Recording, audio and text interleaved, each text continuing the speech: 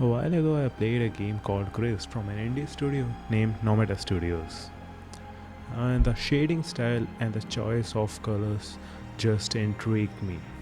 Everything looks so phenomenal, hand painted, and everything looks wonderful.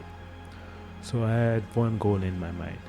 I will create something like this, not a replicate, but something like this in Blender.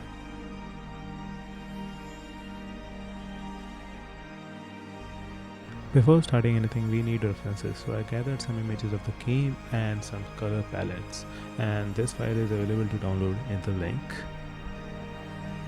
And let's get started in Blender. First, delete the default cube, then add a plane, and then rotate the plane in the view, and set the camera in orthographic view. And scale the object. It doesn't matter how much you scale, you just have to fill the camera space. Then let's move to texture painting window where most of our work will happen. Add a texture to a plane. Add an image texture and plug it to our emission color. I've shown here wrong. It will be plugged in emission color. And add an image to it, name it anything, and make it full white. The resolution really doesn't matter here because it will be the base color.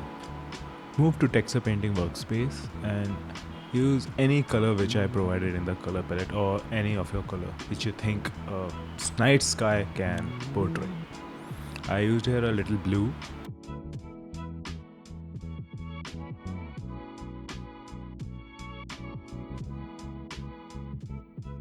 And then remove any shadows.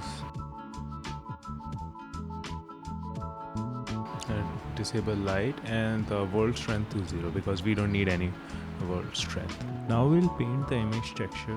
For brush textures, I'll be using these brush textures. They are also available in the same link. You don't necessarily need to use the same brush textures. You can download different ones from the internet. Add a new texture and then go to texture window and open any brush image and then negative to the image viewer and open the image we just import it and invert the colors because the colors I provided are for mask, and then save it. For painting with the brush texture we'll need a different color, so I chose pink. And then to paint over an image we'll need an image texture first, so we'll add a different image texture.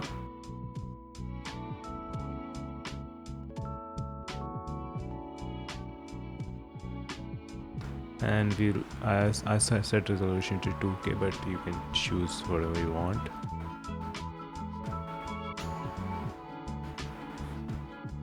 And then use a mix node to mix those image textures. Change the mix node from mix to soft light, and in texture settings change mapping from view plane to stencil so you can paint over the brush texture. You can scale the stencil by holding shift and then right click. Increase the brush radius to maximum because we need to paint over all of it. Now paint over the texture. There is no right way or wrong way, you'll have to just experiment with it. After trying with this color, I find this color wasn't mesmerizing to me, so I changed the background color and painted with different texture mask. I use different colors for different strokes and then change the strength of textures.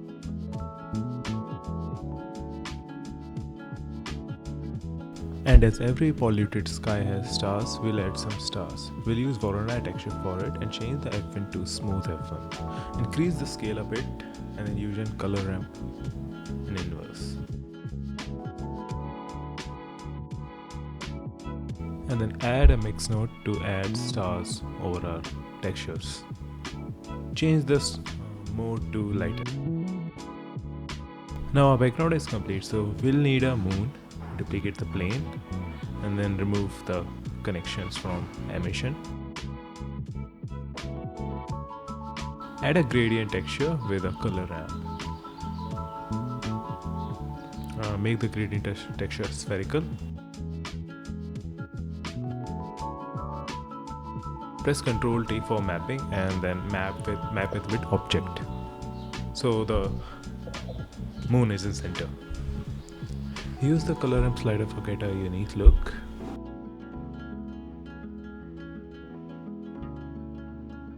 And plug the color channel to alpha of principal BSDF.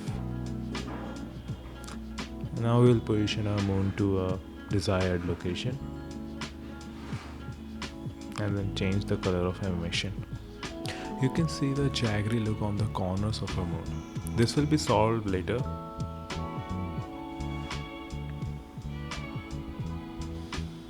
First we will manipulate the color ramp to get the desired gloomy look.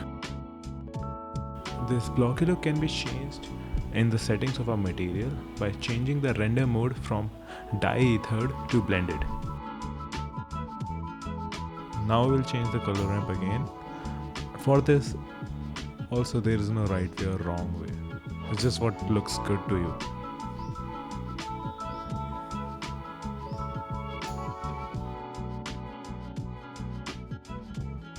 My philosophy behind it was to have a bloom effect and decrease the intensity of bloom effect.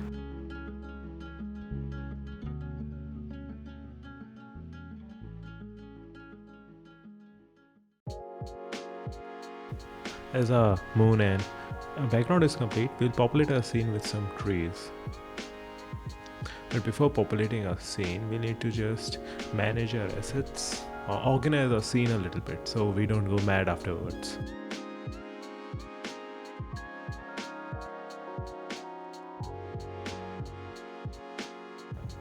Now we'll add a cube for the head of our tree.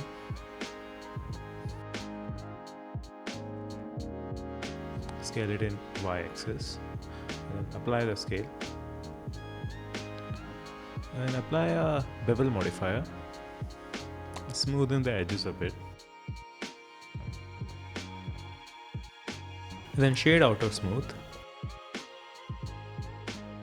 Add a material and add an image texture, same thing which we did earlier. Add it to the emission color. Emission strength would be 1, or you can use just an emission shader.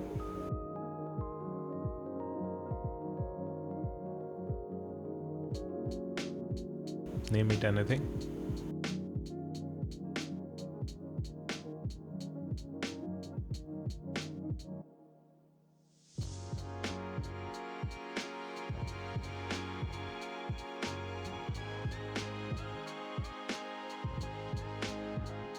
We'll UV and wrap this object. So after this that we can paint it. Then use hue and use project from view. So it UV and wraps from the view. And then apply a normal color with green because it's a tree.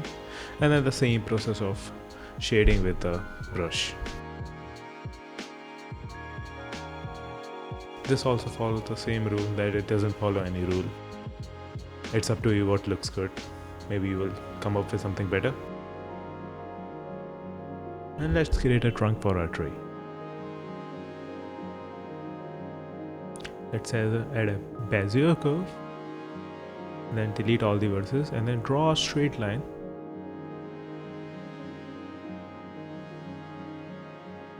Move it near to our tree and then convert this curve to mesh by right clicking. So we can use geometry nodes on it. Add a new geometry node. Add a mesh to curve node and a curve to mesh node. And then add a curve circle. This will be our profile curve for curve to mesh. And then use resolution as 4 and radius as what you want to the max radius of your tree. I set it to 0.2. Add a set curve tilt node because our geometry is currently tilted 45 degrees as you can see. So we'll tilt it more 45 degrees to make it straight.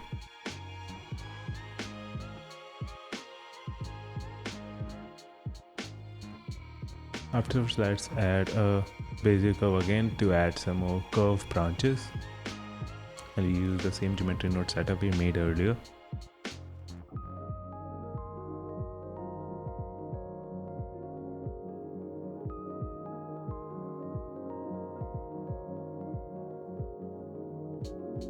And then add another Bezier curve. Same thing.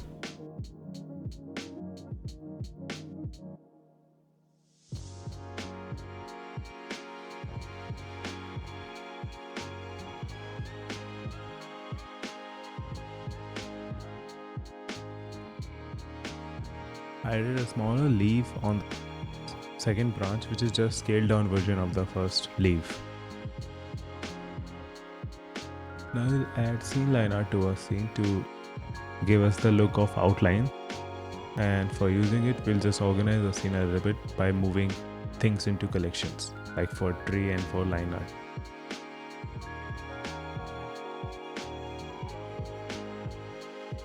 We'll use source type collection and our tree collection and decrease the line thickness. Now for painting our trees, we'll need to UV unwrap them. Before UV unwrapping, just apply all the geometry node modifiers and select all 3 branches, and then press edit, and then press U for UV unwrapping and project from view. Scale it accordingly. And for painting the trees, we'll just do the same thing, add a new material and the link all these materials with Ctrl L.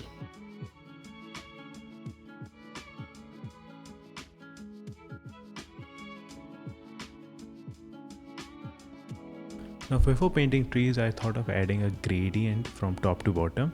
So I added a texture and then convert the type to blend, which gives us a gradient texture, and manipulated it with color ramp.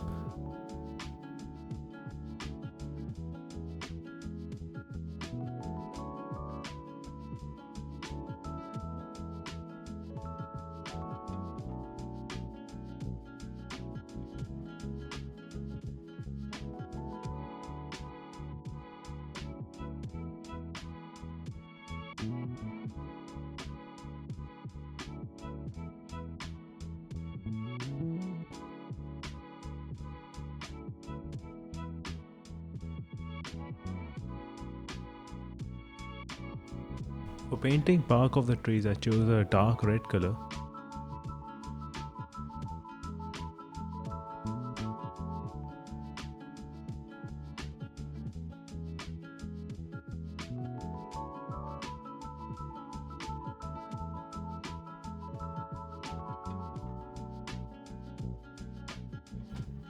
Now I wanted to create a broken bridge like this structure.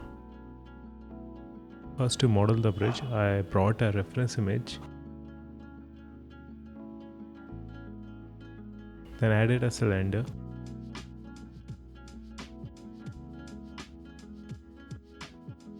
and then scaled down the cylinder.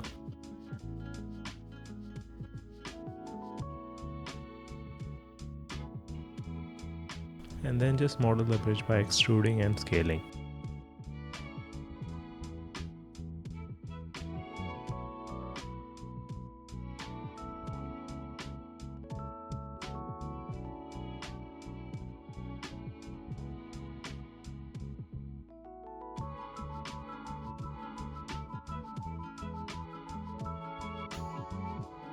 Now for modeling the upper part of the bridge, I added a cube and brought it in the front of the scene, scaled down the cube, and just move it to the position of the pole.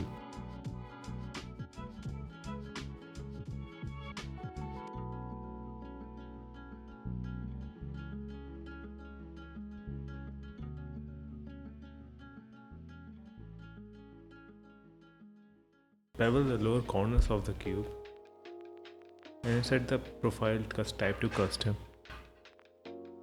Change it as such it has an inward curve.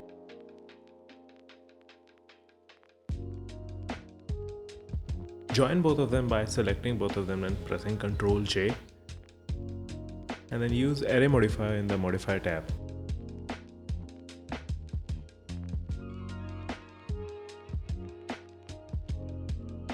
For generating cracks in the bridge, I use an add-on called Self Fracture, and you can download it from Preferences and get extension. Use annotation pencil and draw the places where you want your cracks to be. And then press F3 to search in Blender and then search for Self Fracture. For point source, select annotation pencil. And then clear the scene by deleting unwanted objects.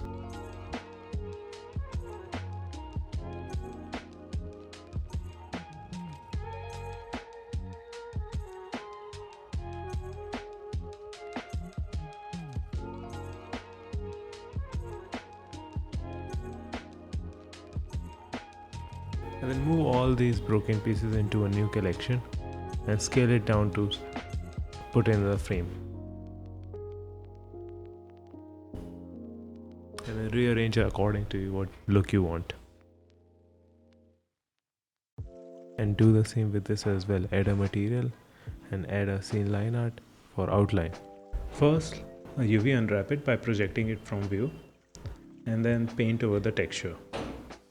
Keep in mind that first you will have a base color and then just painting over it, and for me the emission strength 0.2 was much more appealing. Now for populating our scene with some trees, I generated these trees by creating a geometry node setup. The setup is pretty complex in itself, so I'll be explaining it in simpler terms. For creating a curve-like shape, I needed a function, so I chose tan inverse x. The reason behind it was the range of input values is minus infinite to infinite, and the output values are pretty constrained. While other trigonometric functions, input value is minus pi by 2 to pi by 2. So assume we have instance on point node. Our source geometry is the same and instance geometry has a different range. First we'll instance some points on a curve and only choose points which are far apart from each other, and just instance our instance geometry on points and then randomly rotate and scale, and then we have this tree. I imported the trees in the current file. Now before painting our trees, I was thinking to create some clouds, so I duplicated my base. For painting clouds we need a texture again. For painting texture, add an image texture, and this time have an alpha and have the alpha value 0. And just paint in any value.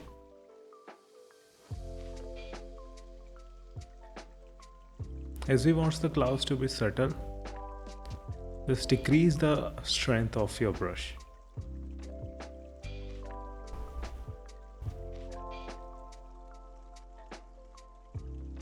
Now we'll do the same thing for painting trees, UV unwrapping, adding material to it and adding an image texture.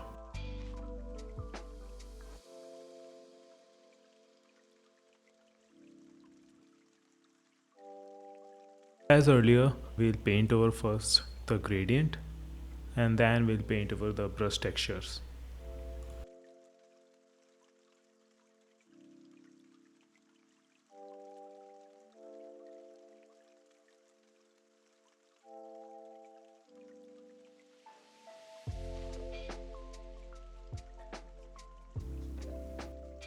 To provide a sense of depth, I multiplied this image texture's value by a smaller value.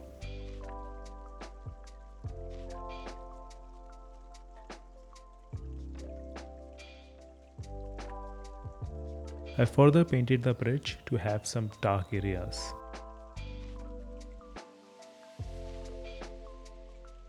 Now we'll do the same for the other tree.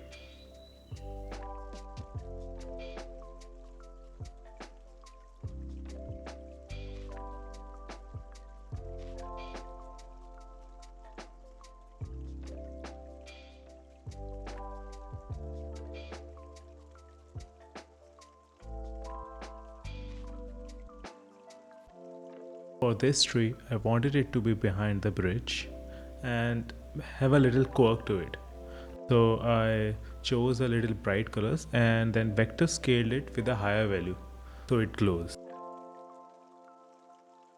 And then I had to repaint the first tree because I forgot to save. Rookie mistake. And then did the same and vector scale it with a higher value so it close.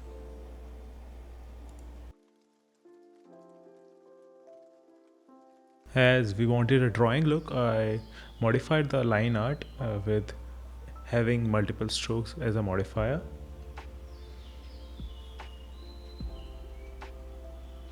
And then just experimenting with the properties. Having a fade in multiple strokes. And then just having a noise, which just sells that it's a drawing. And it did the same for every line art. At last, after rearranging a lot and a little bit of compositing, my scene was finished. Thanks for sticking with the video till the end. This was my first video and I am very inexperienced with voiceovers and speaking English in general. So thank you and stay safe. Bye bye.